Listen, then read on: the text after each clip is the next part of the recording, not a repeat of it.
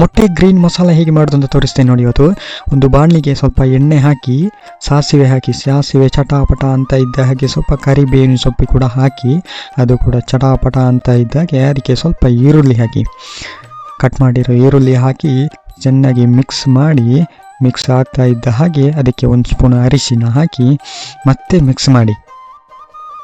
ಈಗ ಮಿಕ್ಸ್ ಆಗ್ತಾ ಇದ್ದಾಗೆ ಆ ಈರುಳ್ಳಿ ಫ್ರೈ ಆಗ್ತಾ ಇರಲಿ. ನಾವೊಂದು ಮಿಕ್ಸಿಗೆ ಬೆಳ್ಳುಳ್ಳಿ, ಹಸಿಮೆಣಸಿನಕಾಯಿ, ಪುದೀನ, ಕೊತ್ತಂಬರಿ ಸೊಪ್ಪನ್ನು ಹಸಿ ವಾಸನೆ ಹೋಗೋ ತನಕ ಫ್ರೈ ಮಾಡಿ ತಗೊಂಡಿದ್ದೇವೆ. ಹಾಗೆ ಸ್ವಲ್ಪ ಪೆಪ್ಪರ್ ಹಾಕಿ, ಖಾರಕ್ಕೆ ತಕ್ಕ ಸ್ವಲ್ಪ ಪೆಪ್ಪರ್ ಹಾಕಿ ಅದಕ್ಕೆ ತೆಂಗಿನ ತುರಿಯನ್ನು ಸೇರಿಸ್ತಾ ಇದ್ದೇವೆ ಇಲ್ಲಿ ನಾವು. ಹಾಗೆ ಚೆನ್ನಾಗಿ ಸ್ವಲ್ಪ ನೀರು ಹಾಕಿ ಮಿಕ್ಸಿ ಆಗ್ತಾ ಇದ್ದ ಮಸಾಲೆಯನ್ನು ಫ್ರೈ ಆದ ಈರುಳ್ಳಿಗೆ ಮಿಕ್ಸ್ ಮಾಡಿ ಚೆನ್ನಾಗಿ ಸ್ವಲ್ಪ ನೀರು ಸೇರಿಸಿ ಸ್ವಲ್ಪ ರುಚಿಗೆ ತಕ್ಕ ಉಪ್ಪು ಹಾಕಿ ಚೆನ್ನಾಗಿ ಒಂದು ಕುದಿ ಬರಲಿ. ಈಗ ಕುದಿ ಬರ್ತಾ ಇದ್ದಾಗೆ ಅದಕ್ಕೆ ಒಂದು ಅರ್ಧ ನಿಂಬೆಹಣ್ಣು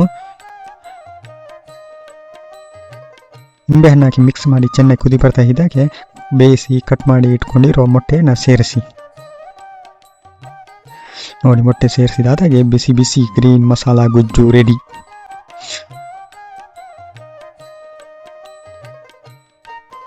ಚಪಾತಿಗೆ, ದೋಸೆಗೆ ಗ್ರೀನ್ ಮಸಾಲ ಹಾಕೊಂಡು ತಿಂದರೆ ಸೂಪರ್ ಆಗಿರ್ತದೆ.